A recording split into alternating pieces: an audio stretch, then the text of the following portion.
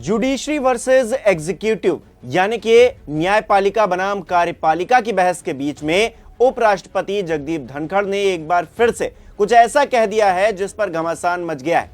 धनखड़ साहब का कहना है कि संसद ही सर्वोपरि है, यानी कि पार्लियामेंट इज सुप्रीम। संविधान कैसा होगा ये वही तय करेंगे जो चुनकर आए हैं, इसके ऊपर कोई नहीं होगा। इसका मतलब यह है दोस्तों कि इलेक्टेड लोग संविधान की रूपरेखा तय करेंगे, सेलेक्टेड नहीं। वैसे उपराष्ट्रपति भी एक तरह से सेलेक्टेड ही हैं, लोगों ने उन्हें चुनकर तो नहीं भेजा है। उपराष्ट्रपति पद का चुनाव कैसे होता है हर कोई जानता है।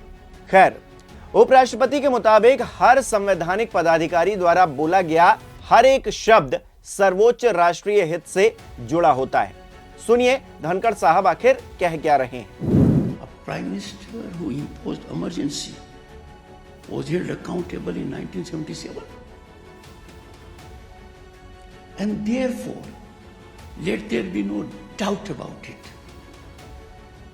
Constitution is for the people and its repository of safeguarding it is that of elected representatives.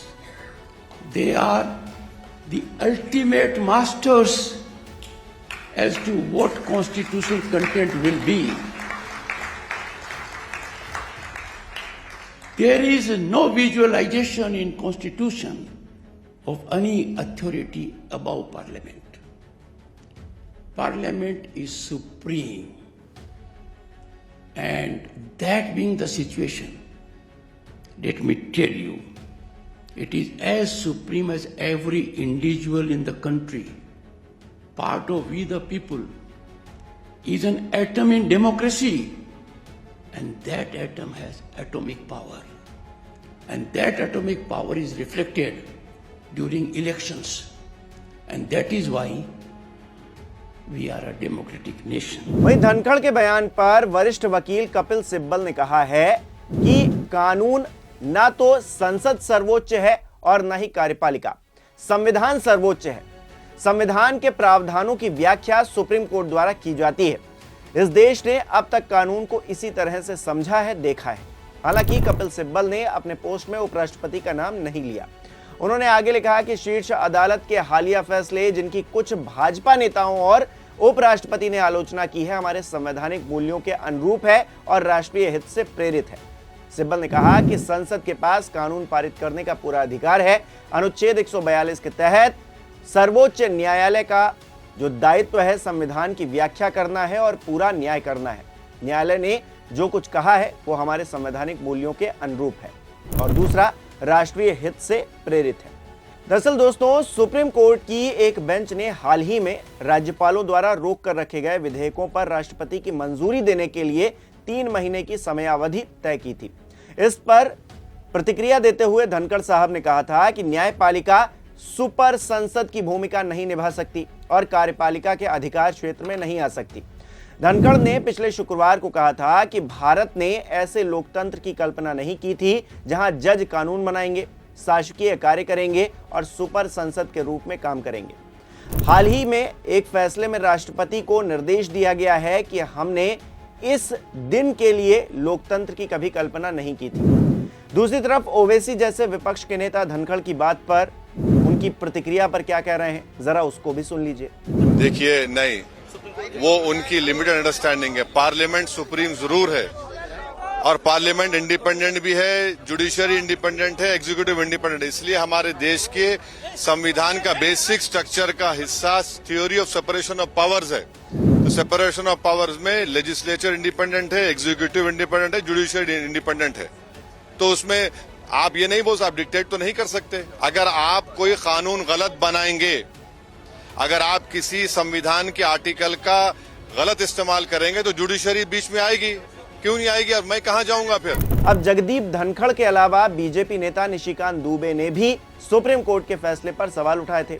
Dubey ने कहा था कि भारत के मुख्य न्यायाधीश की नियुक्ति राष्ट्रपति करते हैं, ऐसे में सीजीआई किसी अपॉइंटिंग अथॉरिटी को निर्देश कैसे दे सकते हैं?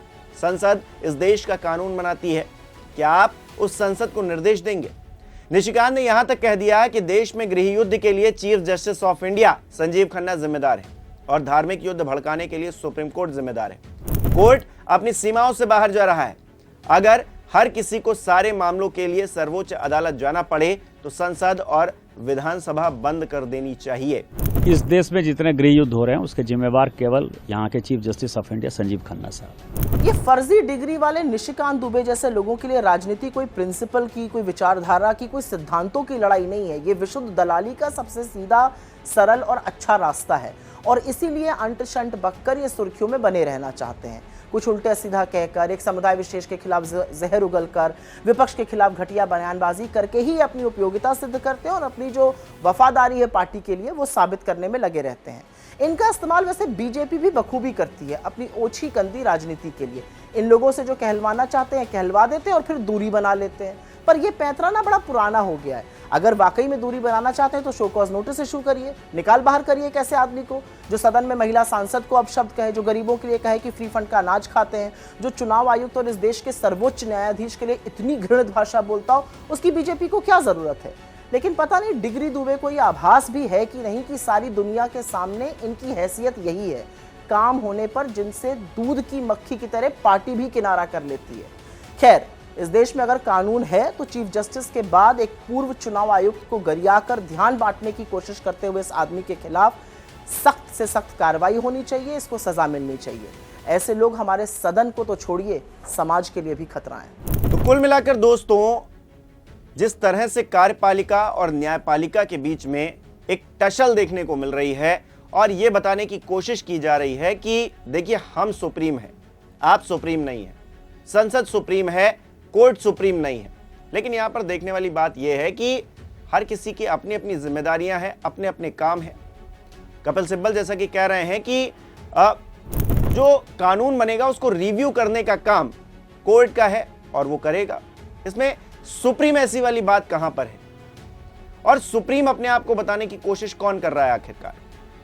क्या राष्ट्रपति या फिर राज्यपाल एक बिल को दबाए रखें जिसे विधानसभा ने पारित किया है?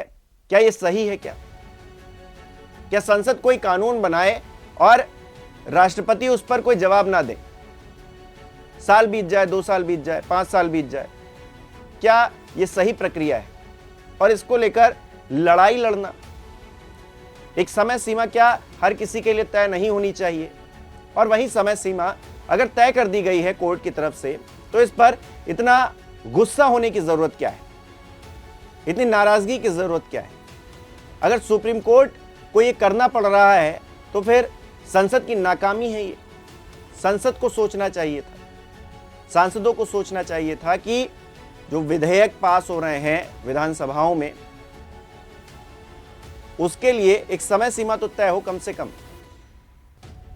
क्या आप इतनी समय सीमा में इस विधेयक को पास कर देंगे? आप आखिरी जो सिग्नेचर होते हैं, आप जानते हैं कि संसद से जो बिल पास होते हैं उस पर अंतिम फैसला जो है, अंतिम जो मोहर लगती है वो राष्ट्रपति की लगती है।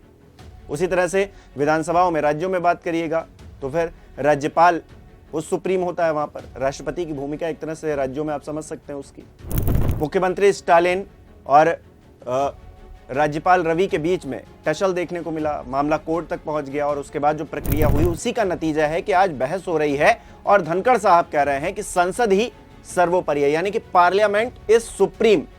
संविधान कैसा होगा ये वही तय करेंगे जो चुनकर आए हैं, इसके ऊपर कोई भी नहीं है, कुछ भी नहीं है। लेकिन हर किसी की अपनी एक भूमिका है और उस भूमिका में उसे रहना चाहिए, अपने कर्तव्यों का पालन करना चाहिए। संवैधानिक सारे पद हैं और अगर ये लोग आपस में ही इस तरह से बहस करेंगे या लड़ेंगे तो फिर देश कैसे तरक्की करेगा? ये अपने आप में बड़ा सवाल खड़ा होता है, क्योंकि अपने आप को सुप्रीम बताना और सुप्रीम भूमिका में आना, दोनों में बहुत फर्क है। जो बड़ा होता है वो झुकता है, वो अकड़ता नहीं है, और जो अकड़ता है वो टूट जाता है, ऐसा कहा जाता है। हमारे दर्शक इसे किस तरह से देखते हैं हमें कमेंट करके जरूर बताएं। बहुत बहुत धन्यवाद।